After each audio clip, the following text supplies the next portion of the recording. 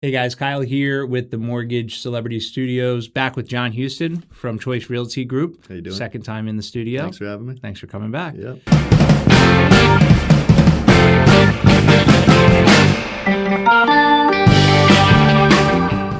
Last time we touched on like an array of topics, Yeah, including the team and everything else, but I kind of wanted to get into, more specifics as far as like, maybe not just like the market itself, but right now it's the summer, right? Just turned summer. Everyone talks about like the spring market being the hot market.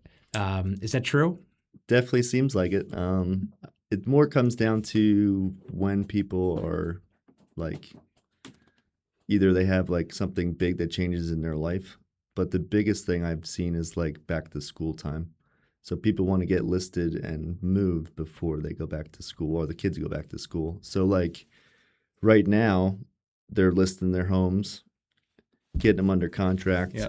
getting moved into the next one before school starts at the end of August. So it is definitely the time of the year that seems to be the busiest. But also we have like December, normally is like dead, and that seems to be our most closed month, just with all that we're doing with the marketing and database plans and staying top of mind. It just when people need to sell or buy, they're gonna do it. So Yeah, and I think this area in general has like I don't know if this is true at all, but like a higher age by population. Like I just think there's more of an older generation yeah, here. yep, That way, like it doesn't really matter what time of year. Those people are going to move yeah, whenever they feel like yep. Either they're moving. downsizing, they're moving out of state, they're retiring. Yeah. You get a lot of people from the old Bethlehem Steel, all the big factories and stuff around. So now they're moving and downsizing. So you have that. So Yeah, and I mean, I don't see like, you would think that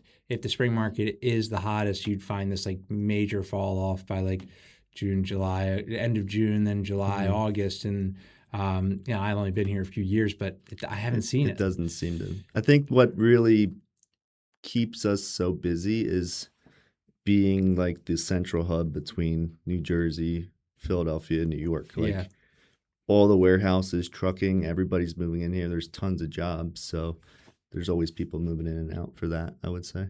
Yeah. And I think coming up, it's National Homeownership Month. So there's probably a lot of topics surrounding that we could get into. Yeah, But sure. as far as like first time home buyers, the way I like to frame a lot of the advice that I give to my clients is how I would try to treat like my mom or like my Hmm. grandmother. Like if my grandmother came to me and was like, I've never had a mortgage, how do I do this? And I try to like describe everything to them and I would try to treat them that same way. Yeah. So if your grandmother came to you and and you weren't a real estate agent, but you Yep. know what you know now, like how would you help them pick out a real estate agent? If I wasn't in real estate and I needed to find one, Knowing what you know now. knowing what I know, I would say, I mean, the first step is just getting your pre-approval set up. So find a lender that's local to the area. Um, Read their reviews. Uh, if you know anybody that's in the area, ask them who they used. Um, and then kind of go from there, get that set up just to figure out what your baseline is, Hmm. how much you need for down payments and closing costs, all that stuff. And then you can search where you want to look, what areas and whatnot. So Would you interview multiple real estate agents or would you have them interview multiple real if you estate don't agents? know one, I would say it's not a bad idea, Mm-hmm. just because everybody's got different personality types. So, like, I might not jive with one person, which is totally fine. Mm-hmm. And if you don't jive with them, it sometimes makes the transaction a little bit difficult, I would say. Yeah, I mean, I So, always tell people like this is a huge transaction, so yeah. like you have to trust the person. If Yep. there's something, and there's another agent I think that told me like red flags don't turn into like green flags. So it's like if there's like a little bit of a red Yep. flag somewhere, it's probably a good idea It's the to. biggest purchase in most people's lives. So, like, it's not like you're going to the gas station buying a pack of gum. Like, you're spending thousands and thousands of Yeah. dollars. So, spend some time doing some research, looking at the reviews, looking at all that stuff. So, Along the first time home buyer lines, when you're taking somebody through a house that might be mhm. a first time home buyer, Are there things that you would point out to them that maybe you wouldn't point out to somebody who's buying their second or third home, or conversations you're having? So with first-time home buyers, we normally like to do a like an in-person consult at the office Mm-hmm. and kind of break down the steps. So I look at it as like you're educating them on what the process is. Like up front, here it is. We're gonna be getting pre-approved. We're gonna figure out what areas you want to be at. We're gonna start looking at houses. Once we start looking, if you like any of them, we can start putting offers in, and then you have the whole line of what inspections you want to do and all that stuff. Kind of get that all in the first meeting at the office, get your buyer agency signed and whatnot. And then we do an estimated cost sheet. So basically the same thing you guys do, but we do it on the real estate side is we break down everything. We put the loan amounts, the down payments, all that stuff in. And then at least that gives them an idea up front of like, all right, I'm going to need 20 grand out of pocket or whatever. You know what I mean? So Yeah. we kind of do that up front because then it kind of opens their eyes to what it really costs to buy a house. So I feel like in the beginning stages, you're more just educating Yeah. the first time home buyer. That's You're like a cool. teacher. That's cool almost. that you guys do that, because not a lot of real estate agents will, they'll stay in their lane or whatever Yep. and kind of just send it over. Yep. But, it's really not that hard to break down like the cost. I mean, maybe you don't know the interest rate, but Yeah, you know the range. You know the range, yeah. and you're gonna go start looking in different areas. So you just basically put in like what the average taxes are for that area. Yep. Gives you a close ballpark idea. You can look up transfer taxes. You know what the Yep. homeowner's insurance is. You know what the title company's Yep. going to charge. All that stuff's break down on that sheet. So Yeah. it gives them a good understanding on, all right, well, it's not going to be $5,000 like my mom said it's going to be. It's going to be 25 grand. You know what I mean? So Yeah. it makes it easier, but some cases it does turn people away because they're like, oh, I don't have that much money, so I'm going to have to keep saving. So, But it's the conversation you have to have. You have yeah, to I mean, do you're that. saving your time basically by doing all that stuff up front, because now I'm not just aimlessly showing houses for no reason. Yeah. You know what I mean? And the same thing on this side. Like when I sit there and I have somebody new and I explain all that up front, that's conversations I don't have to have when they do get under contract. They Yep. know what they're expecting. They know, unless something drastically changes, they change their price range, rates change drastically, which Yep. doesn't usually happen. But doing that legwork up front, it's just about preparation. Yeah. Really, if you do the right things up front, then you don't have to worry about. And things Absolutely. usually don't go wrong. Yeah, I in would the say end. it definitely makes it easier if you do everything up front. That's for sure. So we were talking about before we started rolling, I asked you what was some of the things that annoy you that loan officers do. And you said it wasn't an annoy thing, but you said, when people are, challenged in some way, whether it's assets or credit or something, there's no real follow-up plan for Yep. loan officers to keep in contact with those people. So I feel like they get so many leads because they're working with so many different realtors that they kind of drop the ball on the follow-up on the people that don't have great credit or can't get approved for 6 months to a year, or they got to do some credit card pay down. They kind of just put them in their CRM and kind of forget about them. There's no real plan set up. Yep. So that's one of the things that I've seen Yeah, over the years. Yeah.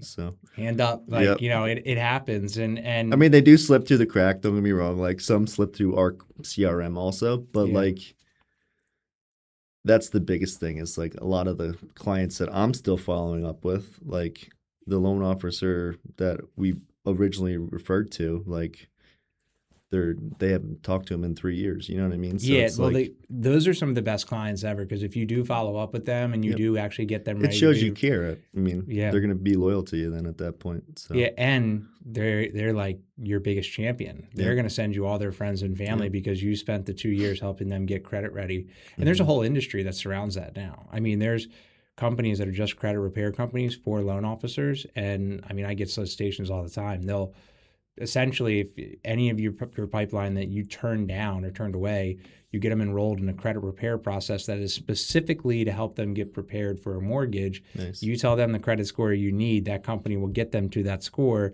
and then send them back to you. But you're not doing any work as a loan officer. Yeah. The client is paying for that service. And Yep. sometimes they Is that need an upfront like charge that they charge? upfront and monthly usually. So Okay. usually there's a an admin like God, what's the fee? It doesn't matter. So there's an upfront fee and then there's a monthly charge, and it's usually like $100 up front, $90 a month, and they are working with your credit bureaus to get certain things removed. Kind of like your normal credit repair, but the whole thing is they saw that there was a need for the loan officer to be able to deliver leads back to the real estate agent. So if I can do that for you, you're going to come back to you 2 years from now and say, hey, remember this person? Like here. And that's exactly what you're talking about. So you have to have some kind of plan set up, which it sounds like that plan is set up for you guys. Yeah, well, it can. But again, it's taking the work off of our shoulders, which is, again, like what you're saying is maybe the loan officer should take more ownership, which I think we should. I think there should be some, like, because what I do is I create a plan for that person. I say, do X, Y, Z, follow up with me when X is done, and I'll mark that in my notes. Follow up with me when Y is done. I'll mark that in my notes. Follow up with me when Z is done. We'll get the process started again. Okay. And then that's the end of the conversation. I'll put a note in my calendar for 3 months later to follow up with them.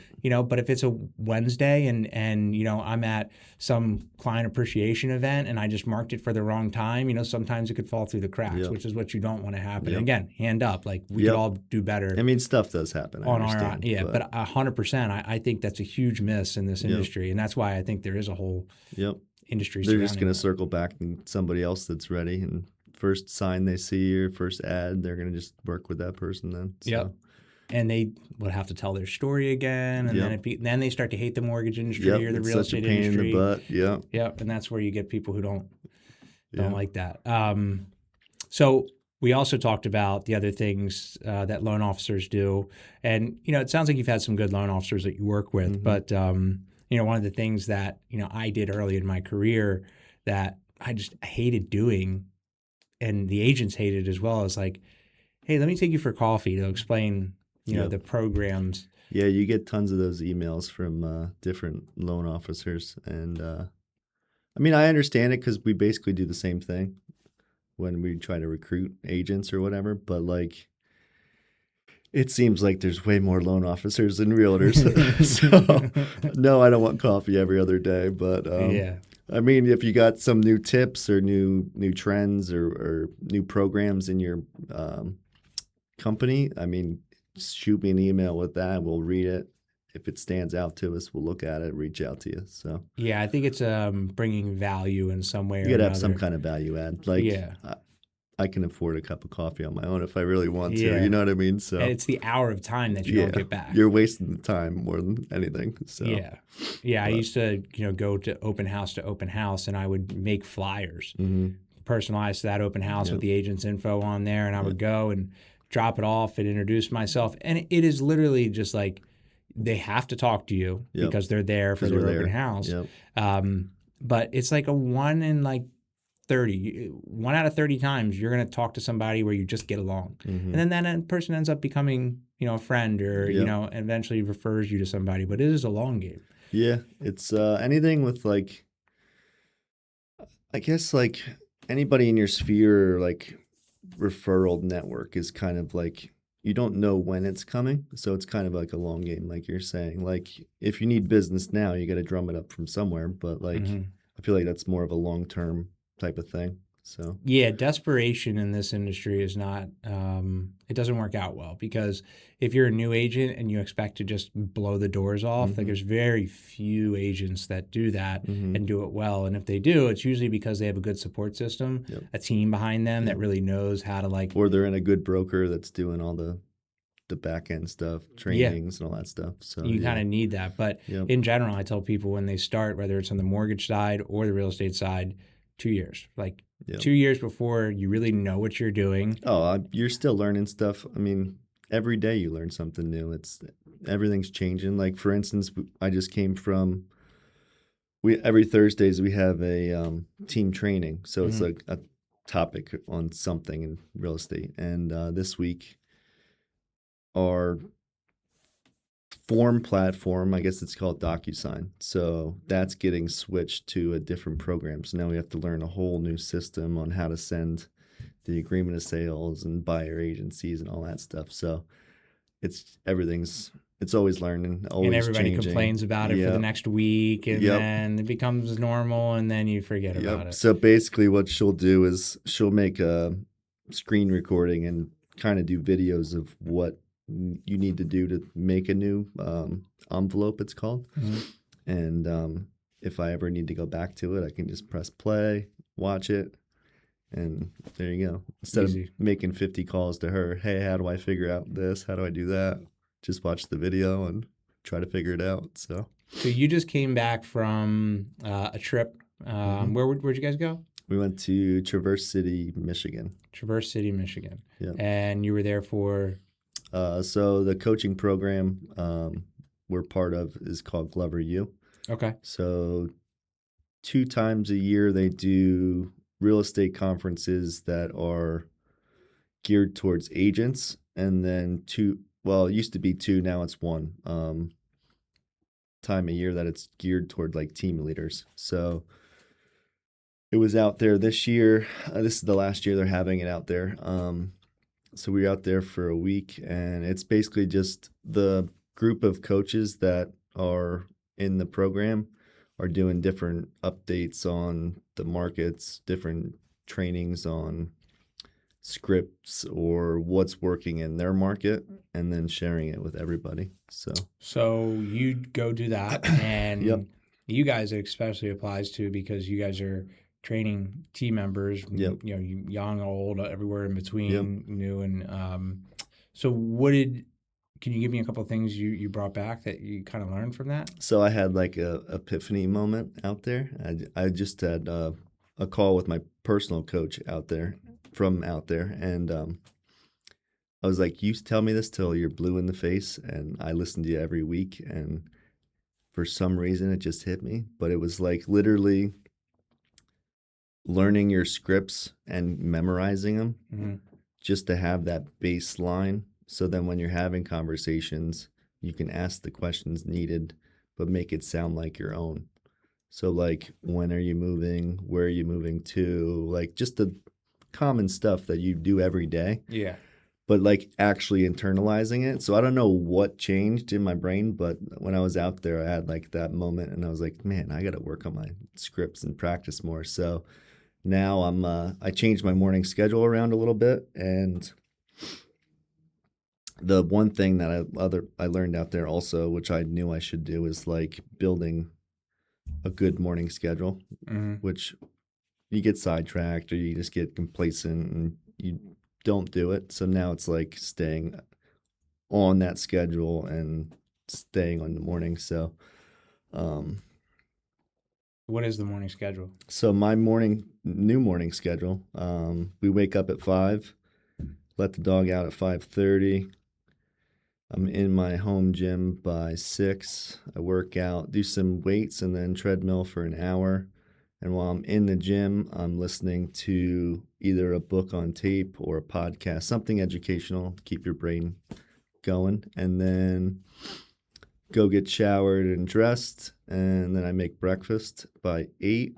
And then 8:45 is our team call.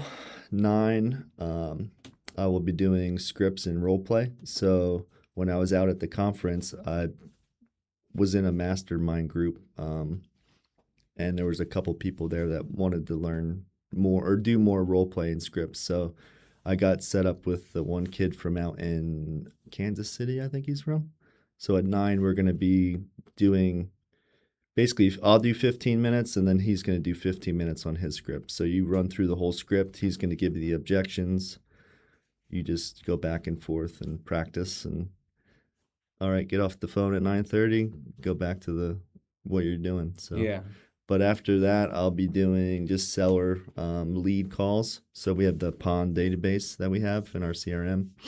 So I'm just going to go through the people that reached out on like HomeLight or homes.com or sold.com, go through those, and that's my prospecting for the day. I do that for I think I'm at an hour and a half of that, and then I'll do 45 minutes of lead follow up. So anybody that I've talked to from like the day before or week before, I'll go through and touch base with them, leave them a message or a text. And then after that, I have lunch, which lunch would be some kind of educational thing at lunch. So we have, I'll eat, and then like while I'm eating, I'll either watch a video of, it's called Sales Rocket, which is part of the coaching program. Do that, or I'll listen to a podcast or something educational. And then after lunch is writing copy for like video content. And then my appointments will start after that. So you have like, I mean, if you were to compare this to like a professional athlete, it's like kind of how they would structure their day. And it's funny because like, the agents that typically tend to do the most business mm-hmm. engulf themselves in the business. And it sounds like where you go, I mean, even in your morning exercise, your lunch, where you're supposed to be taking a break, Mm-hmm. you're still doing something that's going to benefit you. Yep. Yeah. Yeah. So it's your brain's not too big to like stop learning. So I feel like the more stuff you can listen to or watch, it'll definitely help you out. So like, especially because everything's changing all the time. So yeah, I mean, the more you can learn and the more you like the scripts is huge because like if yep. you just memorize those, it's the practice how you play. Yeah, and you're not how you saying the practice. script like word for No. word. You're just memorizing what the script is and then putting it into your own words. But like we used to do it like when I first got started, I was writing out my scripts and chanting them to myself in my office, and we would role play back and forth with other agents. But then like you just get complacent and you just stop doing it. And like all the top producers that were on stage at that event, like they're literally just doing the same thing every day at the same time, and they're selling 50, 175 houses a year. You know what I mean? So it's just a repetitive nonsense that you think's boring is what actually builds your skills for going out and doing it. You know what I mean? So it's funny because everyone has this picture of success, which is like once you get to a certain point, you've made it. mm-hmm. And like, but even those people, like if you were to tell yourself like 15 years ago, if I could sell 25 houses a year, I've made it. Mm-hmm. But then you see the guy who sells 50 and say, and like, why hasn't he stopped? Yeah. Why do they keep going? Yeah. And it's like, well, number one, there's something about human beings that are just never satisfied. Yeah. Or they get complacent and then they, mm-hmm. complain about why they don't have X, Y, Z. Yep. But the people who are doing the biggest things are still doing the little things daily. And you would think, like, you look at them, You think go, it'd be opposite. you probably don't have to answer your emails anymore. Yep. But no, they still do. And you probably don't have to, Yeah, they're doing all the boring, mundane stuff, and that's what's making them successful because it's so repetitive and so they're doing it all the time that it's just like they don't even realize they're doing it. You know what I mean? So, Yeah.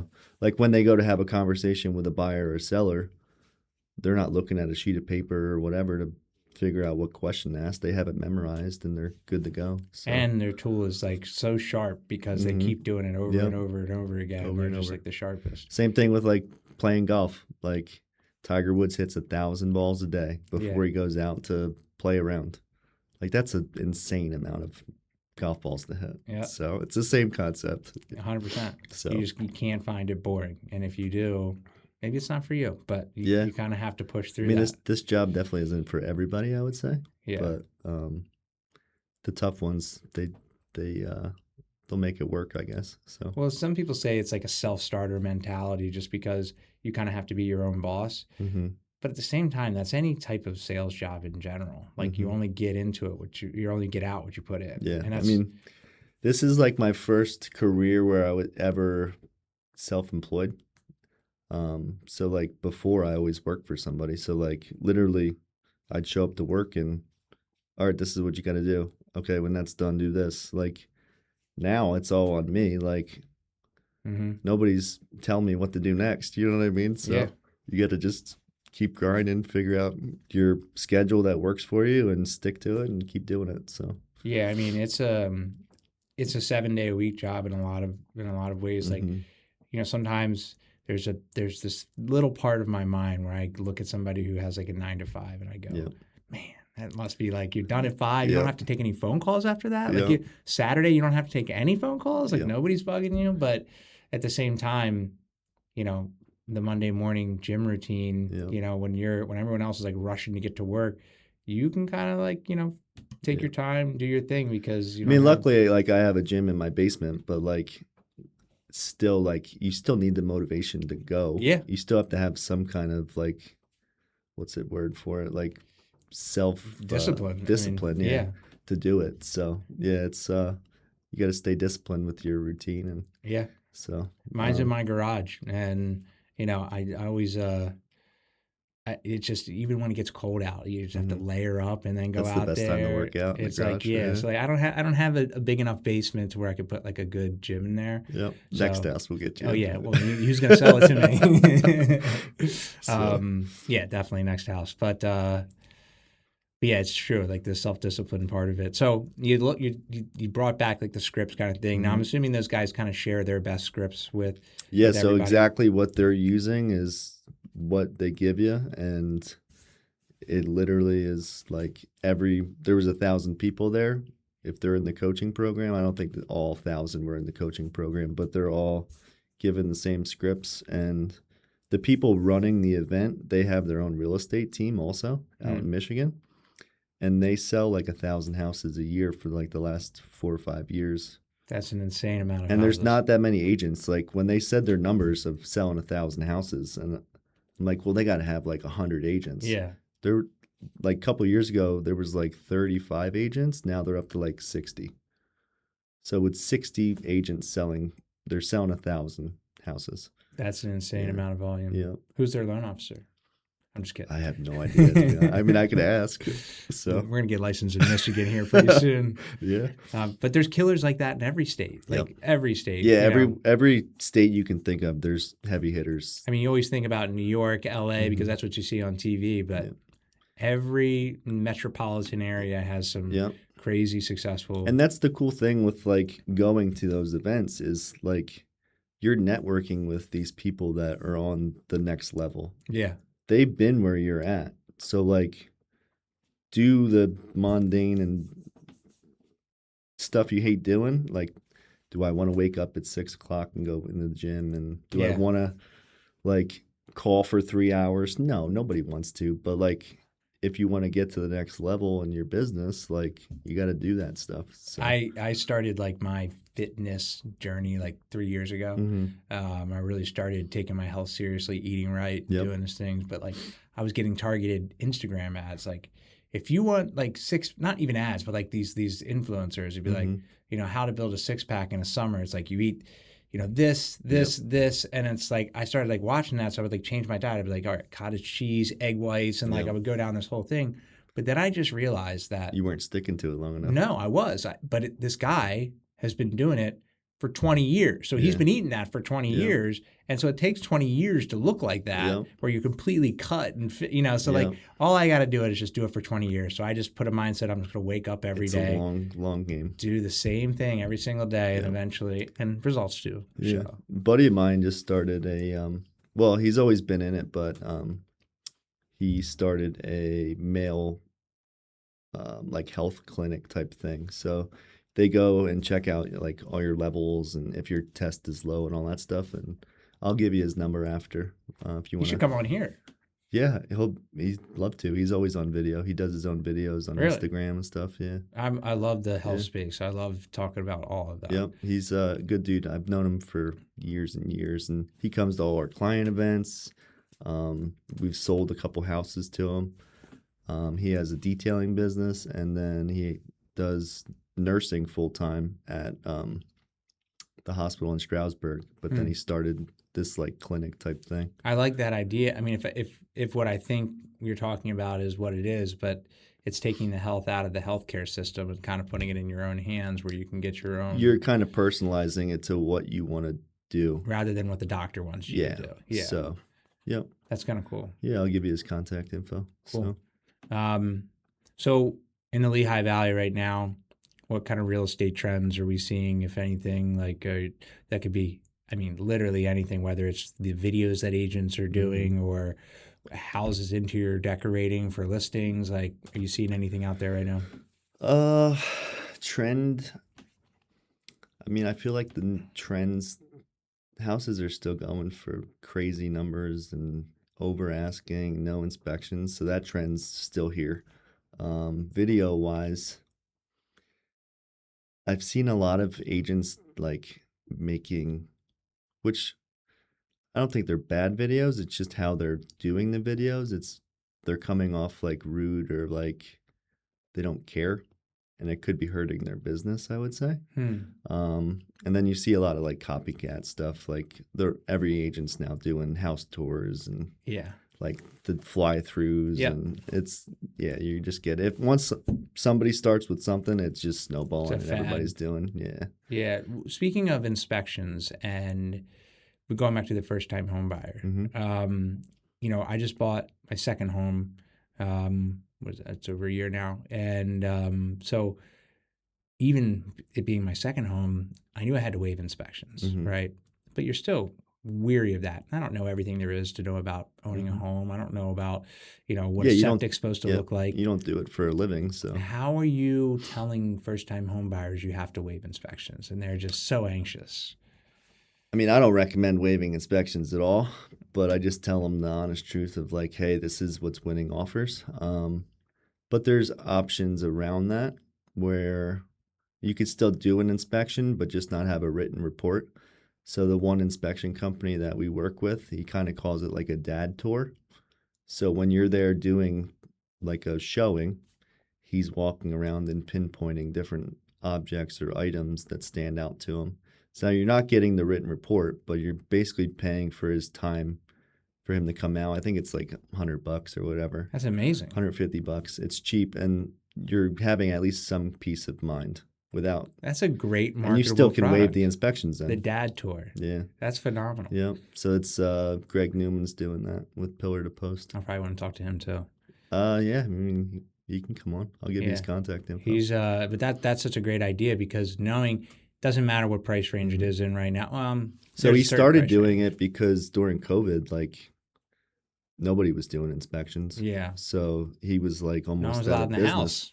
Like they were almost out of business, I would say. So he started doing that where it's kind of just a dad walkthrough and he checks everything out. Now he's not checking like your septic or scoping any lines or anything like that, like Mm, big, but the visual stuff that the most like first time home buyers don't pick up on, he's yeah. seeing, and he'll make you like a virtual or not virtual,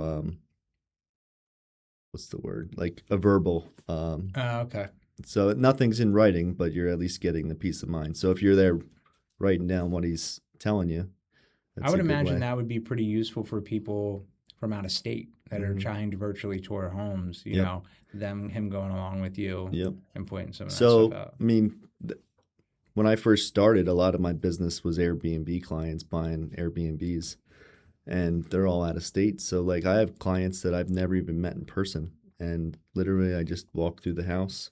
I'm mechanical enough because that was my background, but I'm pinpointing what needs to get done and hear how old the furnace is in the video, and then I send them the link, and they bought 2 or 3 houses like that. Wow. So yeah, there's That's, different options for it. So yeah.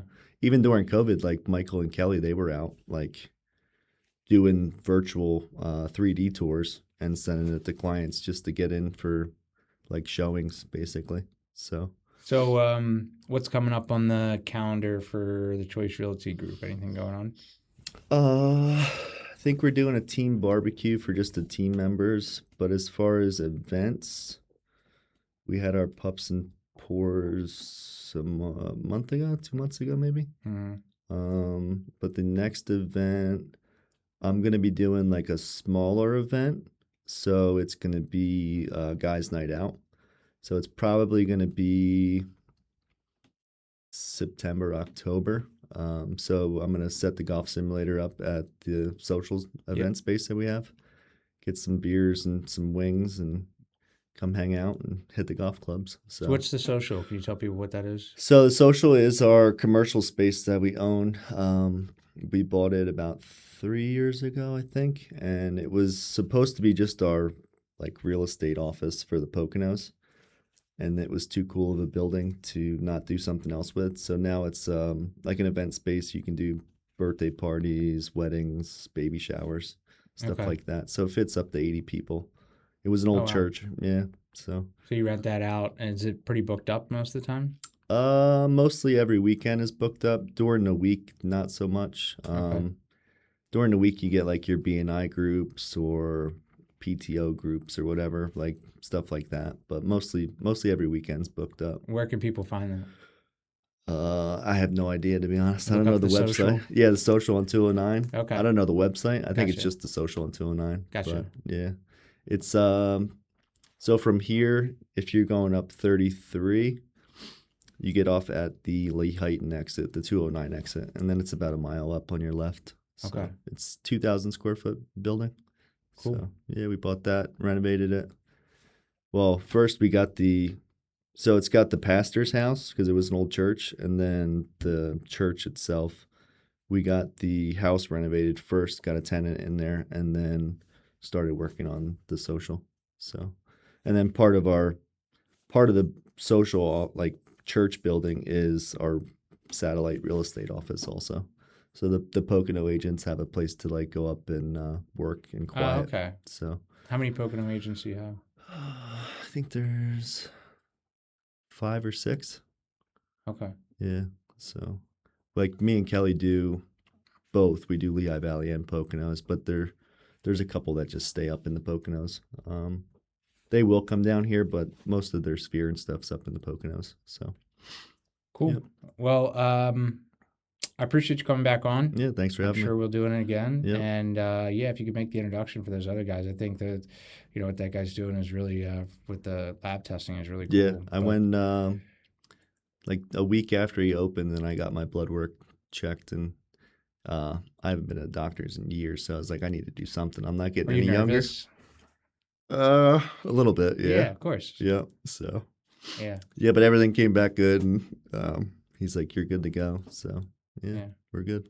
That's awesome. So yeah, I'll give you his contact info, and if you want to reach out to Greg too, you Yeah. can bring him on. I mean, So I like the innovation, like the dad, and what did he call it? The dad. it's like a dad tour. I don't know what Yeah. he officially calls it, That but that should be what it's yeah, called. That yep, should be what it's called because it's such a smart idea for someone who's afraid to go in. And there's people that would go in and still be like, I need inspections. yeah, And correct me if I'm wrong, but you can still do inspections, just not make it contingent on inspections, yeah. right? You I could do mean, inspection just for your own knowledge. yeah, So but you can't back out because you're something that wasn't yeah, if the disclosed or sewer something. line's broke, then you're kind of screwed at that Yeah. point. But Well, cool. We're gonna do this again, and absolutely, we'll do some more topics. Whether it's more team topics or real estate related specific situations. But if you enjoyed, like, subscribe, all the above. Thanks for coming in to yep. the Thanks for Mortgage having Celebrity me. Studio, So. and we'll see you guys next time.